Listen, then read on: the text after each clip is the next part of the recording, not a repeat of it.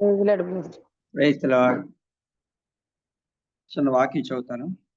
న్యాయాధిపతుల గ్రంథం 6వ అధ్యాయం 11వ వచనం. యెహోవా దూత వచ్చి అబీయెజ్రీయుడైన యెహోషువకు కలిగిన యోవాషును కలిగిన ఒఫ్రాలోని మస్తక వృక్షం కింద కూర్చుండెను. యోవాషు కుమారుడైన గిద్యోను మిద్యానీయులకు మరుగైనట్లు గానుగు చాటున గోధుమలను దొల్లగొట్టుచుండగా.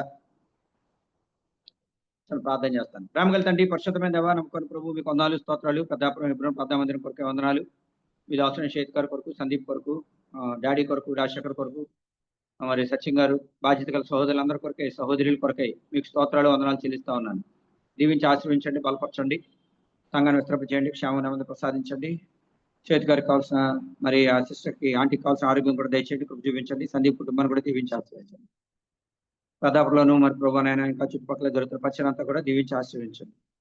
దగిన దేవా, నమ్మకం ప్రభావ, యవనస్తులంగా మరి ఆన్లైన్లో ఈ రీతిగా యూత్ మీటింగ్ కలిగి ఉండడానికి మీరు సహాయం చేసినందుకే స్తోత్రాలు. మీ ప్రియులతో కలిసి నేను కూడా మరి జూమ్లో జాయిన్ అవ్వడానికి వీలు కల్పించిన దాన్ని బట్టి స్తోత్రాలు. ఈ సమయం దీవెనకరంగా ఆశీర్వాదకరంగా ఉంచండి.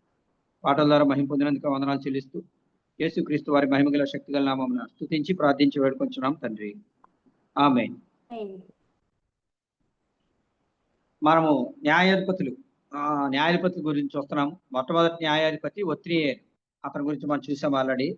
రెండవది ఏహూదు, ఎడమ చేతి వాటం కలిగిన వాడు. మూడవది షమ్గరు. నాలుగవది ప్రవక్త్రి దెబోరా, ఆవిడ. నలుగురు న్యాయాధిపతులు. ఈరోజు 5వ న్యాయాధిపతి పేరు గిద్యోను. అదే మనం చదివాం 11వ అధ్యాయం 6వ వచనంలో. ఆ దినంలో ఉన్నటువంటి కండిషన్ ఏంటంటే 7 సంగతులు ఈ గిద్యోను గురించి మనం చూడడానికి ప్రయత్నం చేస్తాం.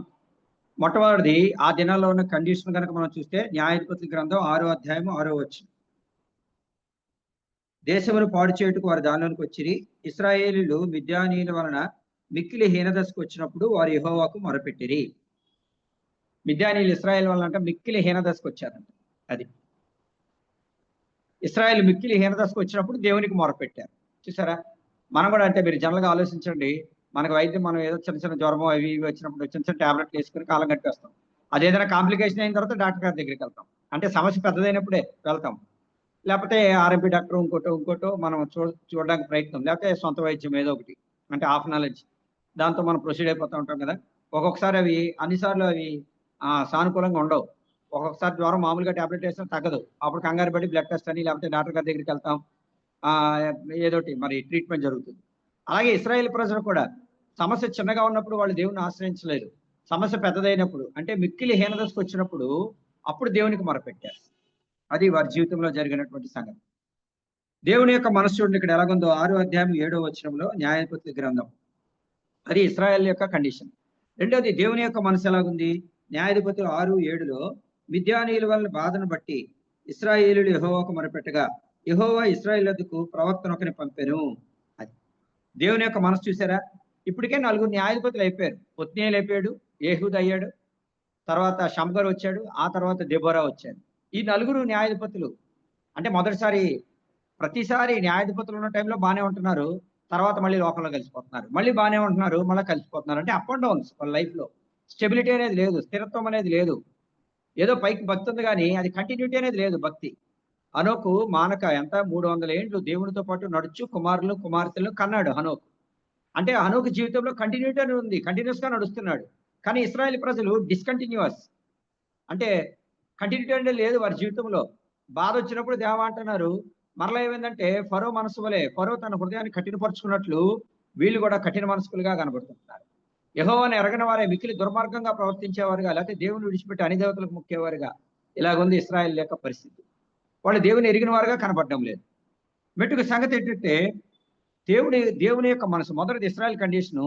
ఇక్కడ దేవుని మనసు చూస్తే మొదటిసారి క్షమించాడు, రెండవసారి క్షమించాడు, మూడవసారి, 4వసారి కూడా క్షమించడానికి సిద్ధమైన మనసు కలిగినటువంటి దేవుడు. హబక్కు గ్రంథం 2వ అధ్యాయం 1-2 వచనాల్లో మనం చూస్తే ఆయన 3వ అధ్యాయం 2వ వచనంలో కోపించుచునే వాత్సల్యం చూపించేటువంటి వాడు. అది ఆయనకి ఓ పక్కన కోపం వస్తుంది, ఇంకో పక్కన ఏం చూపిస్తున్నాడు?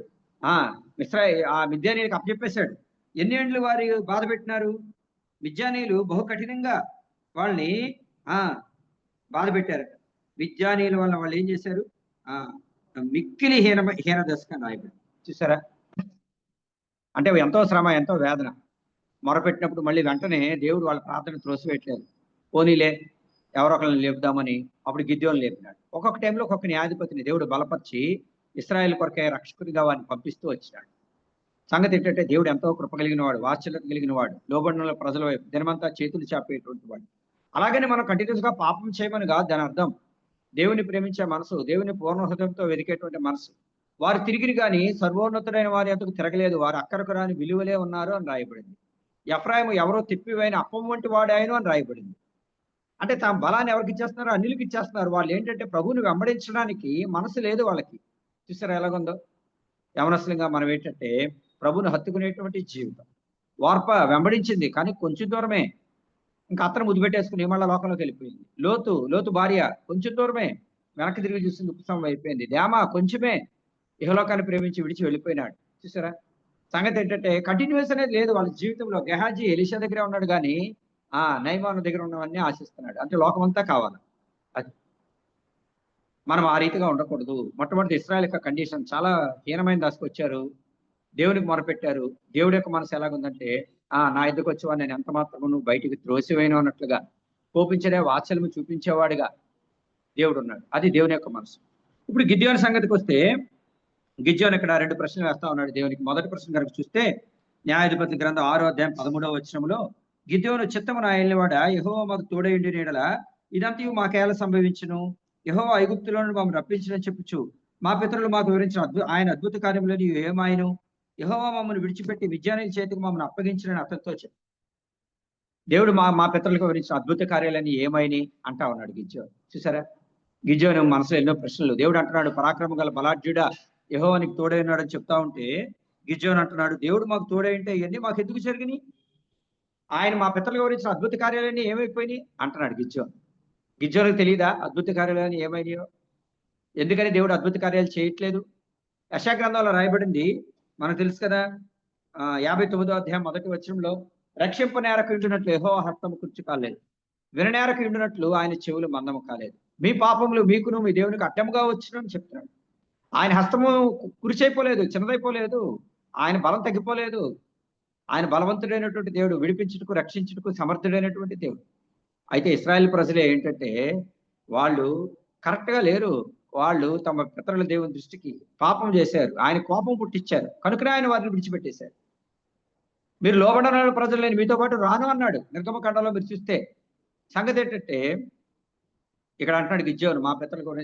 గిద్యోను ఏమనాలంటే ప్రభువా దానియేలు ప్రార్థన చేసినట్లుగా, నెహెమ్యా ప్రార్థన చేసినట్లుగా, ప్రభువా మేము నీ మీద తిరుగుబాటు చేసిన వారం, మేము నీ దృష్టి చెడుతనం చేశాం, మా ప్రవర్తన సరిగ్గా లేదు, మేము యథార్థవంతులుగా లేము. పితరుడైన దావీదు వలె, దావీదు ఒకసారి పాపం చేసినాడు, యథార్థవంతుడిగా ఉన్నాడు. మేము అలా లేము, మాటి మాటికి నీకేం కోపం పుట్టించినాం, తిరుగుబాటు చేసినాం, కఠిన హృదయం అయిపోయాం. నీ వాక్యమందు నిజమైన ప్రేమ అంతరంగంలో మాకు లేదు, భయభక్తి మాత్రమే మాకుంది. దేవా నీవు మా మీదకి తెప్పించిన శ్రమంతటిని బట్టి చూస్తే నీవు న్యాయవంతుడు, నువ్వు నీతిమంతుడు, శిరస్సు వంచి నేను నమస్కరిస్తున్నాను. ఇది గిద్యోను చెప్పవలసిన మాట. అయితే గిద్యోను అలా చెప్పట్లేదు. గిద్యోనుకు తెలియదా వీళ్ళు పాపం చేశారని, వాళ్ళ పితరులు పాపం చేసినారని? ప్రభువా మేము నీ దృష్టికి చెడుతనం జరిగించిన వారం. నెహెమ్యా అదే చేసినాడు, నా పితరుల యొక్క దోషాన్ని నేను ఒప్పుకుంటున్నాను అన్నాడు నెహెమ్యా. దానియేలు కూడా అలాగే 9వ అధ్యాయంలో ప్రార్థన చేస్తా వచ్చినాడు. భక్తులు అలా ప్రార్థన చేస్తుంటే అంటే గిద్యోను యొక్క ఆత్మీయ స్థితి బహుశా అంతగా లేదేమో, లేకపోతే దేవుడు పరాక్రమ గల బలాఢ్యుడు అన్నాడు కాబట్టి గిద్యోను ఆ మాట అంటున్నాడేమో. పరాక్రమ గల బలాఢ్యుడు అంటున్నావు నువ్వు, నన్ను దేవుడు తోడే ఉన్నాడు అంటావు. దేవుడు తోడే అంటే ఏంటి మా స్థితి? అంటే గిద్యోను పౌరుషం కలిగిన వాడే, కాకపోతే ఎందుకు ఈ స్థితి వచ్చింది అనేది అర్థం చేసుకోవాలి. అది మెట్టుకు ఇశ్రాయేల్ ప్రజలు దేవుని ఎదుట పాపం చేసినారు కనుక వారికి ఆ స్థితి కలిగింది. ఆయన అద్భుత కార్యాలు ఏమైనాయి అంటే యెహోషువ గ్రంథం 3వ అధ్యాయం 5వ వచనంలో ఉంది. యెహోవా రేపు మీ మధ్య అద్భుత కార్యములు జరిగించిన కనుక మిమ్ముని మీరు పరిశుద్ధపరచుకొనుడి అన్నాడు దేవుడు. మళ్ళీ మనం పరిశుద్ధపరచుకుంటే దేవుడు ఏం చేస్తాడు? అద్భుత కార్యాలు చేస్తాడు.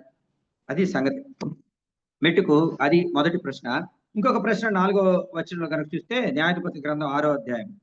మొదటిది ఆ దినాల్లోని కండిషన్, రెండవది దేవుని యొక్క మనసు, మూడవది గిద్యోను యొక్క మొదటి ప్రశ్న, నాలుగవది న్యాయాధిపతులు 6:15 గిద్యోను యొక్క రెండవ ప్రశ్న చూడండి. అతడు చిత్తము నాయనవాడ దేని సహాయం చేత నేను ఇశ్రాయేలును రక్షింపగలను? నా కుటుంబం మనష్య గోత్రములు ఎన్నికలేనిదే, నా పితరుల కుటుంబంలో నేను కనిష్ఠుడై ఉన్నానని ఆయనతో చెప్పాను. చూసారా? గిద్యోను తన స్థితి అంతా చెప్పుకుంటున్నాడు. దేని సహాయం చేత నేను వాళ్ళని జయిస్తాను? అది దేని సహాయం చేత జయిస్తానంటే అక్కడ దేవుడు ఆన్సర్ చేస్తున్నాడు గిద్యోనికి. ఏమని ఆన్సర్ చేస్తున్నాడు? 16వ వచనం, 6వ అధ్యాయం 16వ వచనంలో, నేను నీకు తోడైందును గనుక ఒకే మనిషిని హతము చేసినట్లు విద్యానీయులు నువ్వు హతము చేయదు అని సెలవిచ్చాడు. అంటే విజయం అనేటువంటి దేనిలో ఉందంటే దేవుని హస్తము తోడుగా ఉండుటను బట్టి. దేవుని సహాయం చేత మేము సూర కార్యములు జరిగించదము. అది నీకు సహాయం చేయవాడు నేనే, నీతి నా దక్షిణాస్తంతో నేను ఆదుకుంటానన్నాడు.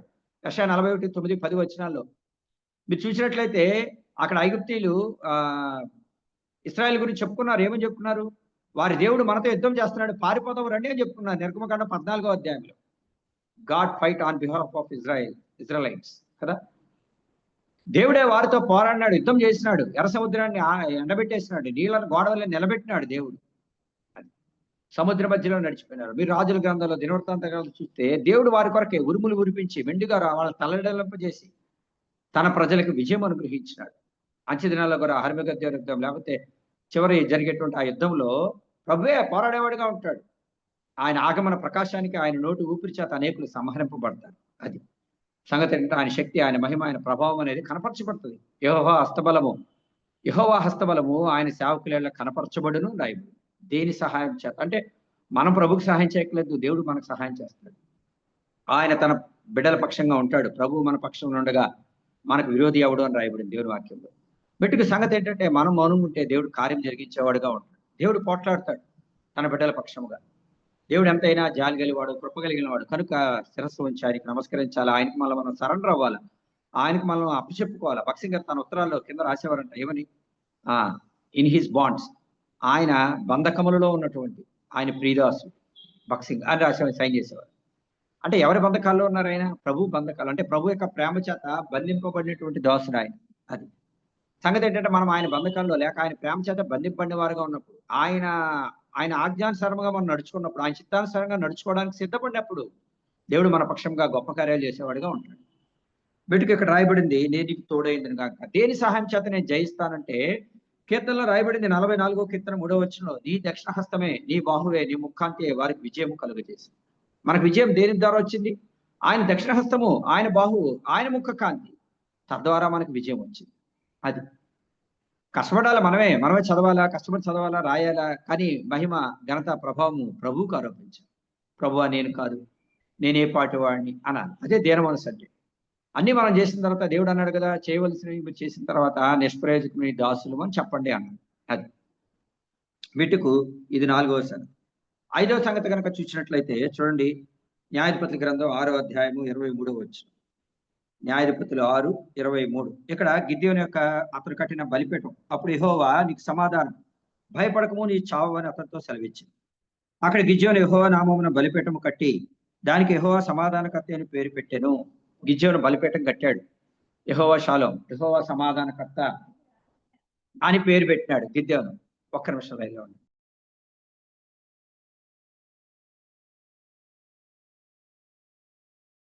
అంటే మాకు ప్రేయర్ మీటింగ్ ఉంది కదా అందుకని. ఇక్కడ గిద్యోను బలిపీఠం కట్టినాడు. ఇక్కడ గిద్యోను చెప్తా ఉన్నాడు, నీ యెహోవా నీకు సమాధానము, భయపడకము, నీవు చావవు అని చెప్తా ఉన్నాడు. గిద్యోను కట్టినటువంటి బలిపీఠం. అక్కడ ఫ్యాన్ వేసుకున్నాం, అది ఒక స్విచ్. గిద్యోను కట్టినటువంటి బలిపీఠం అంటే ఇక్కడ ప్రభువుని చూసినాడు, లేకపోతే అక్కడ బలి అర్పించినాడు. ఇంక నేను చనిపోతానేమో, ముఖాముఖిగా నేను దేవుని చూశాను కదా అని అనుకుంటా గిద్యోను ఉంటే, దేవుడు చెప్తా ఉన్నాడు గిద్యోనుతో, నువ్వు చావు, నీకు సమాధానం కలుగుతుంది, నువ్వు భయపడవద్దు అని చెప్తా ఉన్నాడు. అది దేవుడు చెప్పే మాట, భయపడవద్దు అని. మన జీవితంలో ఎన్నో భయాలు ఉంటాయి కదా, ఫ్యూచర్ని గురించిన, భవిష్యత్తుని గురించిన భయం ఉంటుంది మన జీవితంలో కదా. మన జీవితంలో ఎన్నో, మరియా భయపడకము, దేవుని వల్ల నువ్వు కృపనొందుతివి అన్నాడు. అది దయాప్రాప్తురాలా నీకు శుభము అన్నాడు. చూసారా, శిష్యులు ఆ ఓడలో భయపడిపోయేటప్పుడు దేవుడు అన్నాడు, భయపడకుడి నేనే అని చెప్పినాడు. అది ఆయన తుఫాన్ని, గాలిని గద్దించినాడు, అలలను గద్దించినాడు, సమాధానం కలుగు చేశాడు. శిష్యులు యేసు ప్రభు తిరిగి లేచిన తర్వాత శాస్త్రులకి, పరిశీలకి భయపడి గదిలో ఉండి తలుపులు వేసుకున్నప్పుడు దేవుడు వారి మధ్యలో నిలిచి, భయపడకండి మీకు సమాధానం అన్నాడు. చూసారా, మన జీవితంలో మనకు కలిగిన భయములన్నిటి నుండి ప్రభు మనల్ని విడిపించేవాడు, మనకు సమాధానం కలుగు చేసేవాడు, నెమ్మది కలుగు చేసేవాడు. అది కనుక ఇక్కడ గిద్యోనుతో కూడా దేవుడు అదే చెప్తున్నాడు, నీకు సమాధానం, భయపడవద్దు, నీవు చావు, నువ్వు అనుకుంటున్నావు నువ్వు ఇంక నేను దేవుని ముఖాముఖిగా చూశాను కాబట్టి చనిపోతాను అనుకుంటున్నావు, కాదు, నేను బలపరచడానికే నేను నీకు ప్రత్యక్షమయ్యాను అన్నట్లుగా దేవుడు చెప్తా ఉన్నాడు. ఇది 6వ సంగతి. 7వ సంగతి మనం చూసినట్లయితే చూడండి, అక్కడే న్యాయాధిపతుల గ్రంథం 6వ సంగతి, ఇది 5వ సంగతి కదా చూసాం. 6వ అధ్యాయం 33 నుంచి 40 వచనాలను చూస్తే గిద్యోను అక్కడ దేవుడు ఏం చేసినాడంటే 2 సార్లు శోధించినాడు. గొర్రెబొచ్చు వేసి ఒకసారేమో ఆ గొర్రెబొచ్చు మీద మాత్రమే నీళ్లు పడాలన్నాడు. ఇంకోసారేమో చుట్టుపక్కలంతా నీళ్లు పడాలి, గొర్రెబొచ్చు మాత్రం మీద నీళ్లు పడదు. అంటే దేవుడు చెప్పిన మాట మీద గిద్యోనుకి ఏంటంటే సంపూర్ణమైన నమ్మిక లేదు. దావీదు అంటున్నాడు 26వ కీర్తన మొదటి వచనంలో, ఏమీ సందేహపడకుండా నేను యెహోవా యందు నమ్మిక ఉంచున్నాను అంటున్నాడు. అది మనం ఏమీ సందేహపడకుండా ప్రభు మీద నమ్మిక ఉంచాలి మనం. అయితే ఇక్కడ గిద్యోను పరిస్థితి చూస్తే అలా లేదు. గిద్యోను ఏంటంటే దేవుడు చెప్పిన మాటని సంపూర్ణంగా నమ్మలేకపోతున్నాడు. నమ్మిక కుదరట్లేదు.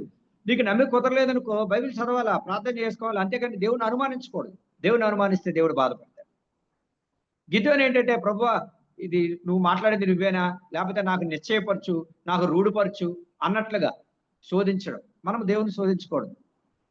ఏంటంటే ప్రభువా దయచేసి నాతో మాట్లాడు, నా నమ్మిక అక్కడ ఎవరు యేసు ప్రభువా రూపాంతరం కొండ నుంచి కిందకు వచ్చేటప్పుడు ఆ మోగదైన చెవిటి దయ్యం పట్టినటువంటి తండ్రి అంటాడు, ప్రభువా నాకు అపనమ్మకం ఉండకుండా సహాయం చేయము. అపనమ్మిక నాకు తీసివేయండి తండ్రి, నేను నమ్ముచున్నాను ప్రభువా, నాకు అపనమ్మకం ఉండకుండా సహాయం చేయమన్నాడు. మీరు సువార్తలో గమనించినట్లయితే యేసు ప్రభు తరచుగా వాడే మాట, అమ్మ నీ విశ్వాసం నీ నమ్మిక చొప్పున నీకు కలుగునుగా, లేకపోతే నీ విశ్వాసం నుండి స్వస్థపరిచింది, సమాధానం గలదానమే వెళ్ళమని చెప్పినాడు. నమ్ముటి నీ వల్ల అయితే నమ్మడానికి సమస్తము సాధ్యమని చెప్పినాడు.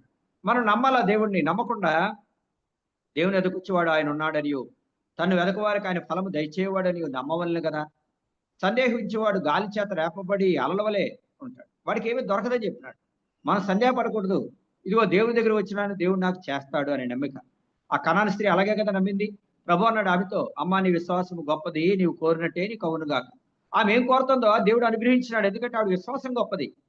దేవుని ఎదుకు నమ్మికతో వచ్చింది. ఎలాగైనా సరే నా కుమార్తెగా దేవుని వదిలిపోవాలంతే ఆ నమ్మికతో వచ్చింది. ఆవిడ నమ్మిక చొప్పున ఆవిడకి కలిగింది. అది మనం ప్రభువుని నమ్మితే ఆయన ఎంతైనా నమ్మదగినటువంటి దేవుడు. God is faithful up to any extent. అది ఎంతైనా నమ్మదగిన దేవుడు. ఆయన నమ్మదగినటువంటి దేవుడు, నిర్దోషి నమ్ముకొనదగినటువంటి దేవుడు. ఆయన నిశ్చయముగా మేలు చేసేటువంటి దేవుడు. ఆయన ఎందుకు నమ్మికించాలి. అయితే ఆయన ఎందుకు నమ్మికించడంలో ఈ యొక్క గిద్యోను ఏంటంటే అనుమానించినాడు. కొంచెం మన జీవితంలో గిద్యోను సహించుకునే పాట మనం అనుమానించుకోవాలి. చివరిగా 7వ సందర్భం చూసినట్లయితే న్యాయాధిపతులు 7వ అధ్యాయంలో మొదటి 8 వచనాల్లో మనం చూస్తే ఇక్కడ చాలా మంది యుద్ధంలో చాలా మంది వస్తారు. అంతమంది చేత నేను మిమ్మల్ని విడిపించను. 22 మంది మీద వెనక్కి వెళ్ళిపోతారు. తర్వాత 10,000 మంది వెనక్కి వెళ్ళిపోతారు. వెళ్ళిపోమంటాడు దేవుడు. లాస్ట్కి 300 మంది మిగులుతారు ఆయా పరీక్షల ద్వారా. ఆ 300 మంది ద్వారా మాత్రమే నేను రక్షిస్తాను. ఎందుకంటే నీ బాహుబలం నేను రక్షించింది అనుకుంటావు నువ్వు. శక్తి చేతనైన బలము చేతనైన కాక నా ఆత్మ ద్వారానే జరుగునని జకర్యా గ్రంథం 4వ అధ్యాయం 6వ వచనంలో ఉంది. అంటే దేవుడు తన శక్తిని ప్రత్యక్షపరచుకోవాలనుకుంటున్నాడు. తన పునరుద్ధరణ శక్తి ద్వారా కార్యం చేయాలనుకుంటున్నాడు. అంతేగాని మన శక్తి ద్వారా, మన జ్ఞానం ద్వారా, మన తెలివి ద్వారా దేవుడు కార్యం చేయడండి. దేవుని యొక్క కార్యములు ఆశ్చర్య కార్యములు, అద్భుత కార్యములు. ఎందుకంటే ఆయన ఆశ్చర్యకరుడు కనుక. గిద్యోనుతో చెప్పినాడు, నువ్వు ఎక్కువ మందిని తీసుకెళ్ళిపోయి యుద్ధంలో నెగ్గేసి నా బలం, నా శక్తి, నా కత్తి నన్ను రక్షించింది అనుకుంటావు, కాబట్టి నేను అలా చేయను. తక్కువ మంది ద్వారా అత్యధికమైన కార్యములు ఏం చేస్తాను అంటే కార్యము జరిగించేవాడు ఆయన కార్యము చేయగా త్రిప్పివేవాడు ఎవడు అని రాయబడింది దేవుని వాక్యం. ఆయన మాట చేత కదా, మహత్తు గల మాట చేత సమస్తాన్ని నిర్వహించేటువంటి దేవుడు. ఆయన గమనాగమనం వల్ల కలిగే ఏ ఛాయను లేదు. జ్యోతిర్మేడ తండ్రి ఆయన. సంపూర్ణమైన వరాన్ని, సంపూర్ణమైన బహుమానాన్ని ఇచ్చేటువంటి దేవుడు ఆయన. పెట్టుకు దేవుడు అంటున్నాడు, నా శక్తిని నేను కనపరుస్తాను కనుక మీరేం చేయాలా, దివిటీలు పెట్టుకోండి. అందులో దివిటీలు కొండలు పగలగొట్టినారు. ఒక చేత్తో ఖడ్గం, ఒక చేత్తో ఈ దివిటి కొండ ఉంది, ఆ కొండలు పగలగొట్టినారు. మరి యుద్ధానికి వెళ్ళినప్పుడు అలా వెళ్తారేంటి? వెళ్ళరు. దేవుడే వారికి గొప్ప విజయాన్ని కలుగు చేసినాడు. దేవుడు తన శక్తిని బయలుపరిచినాడు. అది దేవుడు అనేకుల జీవితంలో, అబ్రహాం జీవితంలో శారా గర్భం ధరించడానికి శక్తిని బయలుపరిచినాడు. యోహాను సువార్త 11వ అధ్యాయంలో మీరు చూస్తే లాజరును సమాధిలోని బయటికి రప్పించడానికి దేవుడు తన శక్తి గల మాటని కదా ఆయనలో నుండి ప్రభావం బయలు వెళ్ళి అనేకులు స్వస్థపరిచింది. ప్రభువులో అనంతమైనటువంటి శక్తి ఉంది. Infinitely potential God. అనంతమైన శక్తి సామర్థ్యములు కలిగినటువంటి దేవుడు ఆయన మనం అనుమానించకలేదు. ఆయన నమ్మిక ఉంచితే చాలు. నమ్మిక ఉంచితే ఎటువంటి కార్యమైనా సరే జరిగి తీరుతుంది. ఎడతగిన విధముగా మనం ఆయనకు మొరపెట్టుకున్నప్పుడు, ఆయన ఆశ్రయించినప్పుడు ప్రభు ఏం చేస్తాడంటే మన పక్షంగా ఆయన కార్యం జరిగించేటువంటి వాడు ఆయన. అది మెట్టుకు గిద్యోని జీవితంలో 7 సంగతులు. మొదటి సంగతి, అప్పుడు కాలపు పరిస్థితులు అవి ఎలాగున్నాయంటే వాళ్ళు మిక్కిలి హీనదశకు వచ్చారు, దేవునికి మొరపెట్టారు. రెండవది, అక్కడ దేవుని యొక్క మనసు కనబడతా ఉంది. దేవుడు ఎటువంటి మనసు అంటే కోపించిన వాత్సల్యం చూపించేవాడు, కనికరము గల దేవుడు ఆయన. ఆయన వారిని రక్షించడానికి సమర్థుడు. ఆయన తన ఎద్దుకు వచ్చి వారిని బయటకు త్రోసివేసే దేవుడు కాదు. అది దేవుడు వారిని కనికరించినాడు, కృప చూపించినాడు. మూడవది మనం చూసినట్లయితే గిద్యోను యొక్క మొదటి ప్రశ్న. అక్కడ చాలా ప్రశ్నలు ఉన్నాయి అనుకోండి, 2 ప్రశ్నలే చూసినాం. అందులో ఒక ప్రశ్న, యెహోవా మాకు తోడేంటి, ఇదంతా మాకు ఎలా జరిగింది అంటున్నాడు. ఎలా జరిగింది? ఆయన మా పితరుల గురించి అద్భుత కార్యాలను ఏమైపోయినాయి అంటున్నాడు. ఏమైపోయినాయి నీకు తెలియదా గిద్యోను? ఎందుకు ఏమైపోయినాయి? నీ పితరులు పాపం చేసినారు దేవునికి విరోధముగా, అందుకనే మీకేం జరిగిందంటే ఇటువంటి నష్టం జరిగింది. రక్షింపనేరకున్నట్లు యెహోవా హస్తం కుర్చీ కాలేదు, విననేరకున్నట్లు ఆయన చెవులు మన్నం కాలేదు. మీ పాపములు మీకు మీ దేవునికి అడ్డంగా వచ్చినాయి, అందుకని ఆయన ఆలకించట్లేదు. రేపు యెహోవా మీ మధ్య అద్భుత కార్యములు చేయను కనుక మీరు పరిశుద్ధపరచుకునే. అది మనం ఒప్పుకొనవలసింది. మనం చేసిన అతిక్రమం, మనం చేసిన పాపం. దావీదు వలె ఒప్పుకొని విడిచిపెడితే కనికరం పొందుతాం. 4వ సంగతి మనం చూసినాము, దేని సహాయం చేత మరి నన్ను రక్షించమంటావు అంటే దేవుడు చెప్తున్నాడు, నీ సహాయం నీ బలం ద్వారా కాదు, నేను నీకు తోడై ఉంటాను కనుక ఒకే మనిషి హతం చేసినట్టు మిద్యానీయులందరినీ కూడా నువ్వు హతము చేస్తావని చెప్తున్నాడు. చూసారా, దేవుడు తోడై ఉంటే ఎన్నో మేలు. యాకోబుకు దేవుడు తోడై ఉన్నాడు, తను రక్షించినాడు. ఇస్సాకు దేవుడు తోడై ఉండి ఆశీర్వదించినాడు. ఆదికాండం 26వ అధ్యాయం 3వ వచనం. యోసేపుకి యెహోవా తోడై ఉండను కనుక అతడు వర్ధిల్లుచు. యోసేపుకు తోడై ఉన్నాడు, అతడు వర్ధిల్లుతూ వచ్చినాడు. యెహోషువకు తోడై ఉన్నాడు, అతడు విజయాన్ని సంపాదిస్తూ వచ్చినాడు.